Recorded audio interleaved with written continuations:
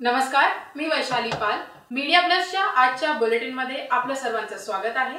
तर चला पाहूया आजच्या ताज्या घडामोडी.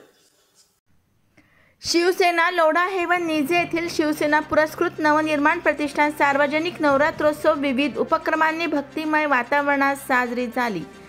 कल्याण कृषी उत्पन्न बाजार समितीचे माजी उपसभापती गजानन मोतीराम पाटील व माजी नगरसेवक पूजा गजानन पाटील यांच्या आयोजनाने नवरात्रोत्सवाच्या कार्यक्रमाचे आयोजन करण्यात आले होते.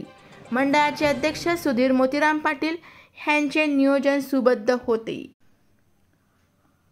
कार्यक्रमाप्रसंगी गोपीनाथ खरबे साहेब, सतीश सिंग बीजेपी पलावाचे, शेट्टी साहेब, कुणाल म्हात्रे साहेब, सोनू संते साहेब, विभाग संघटक पांडियन अण्णाजी, उपविभाग प्रमुख निशांत पाटील, शाखा प्रमुख चेतन निकुंभ, भास्कर गांगुर्डे व इतर महिला पदाधिकारी आणि कार्यकर्ते यावेळी मोठ्या प्रमाणात उपस्थित होते.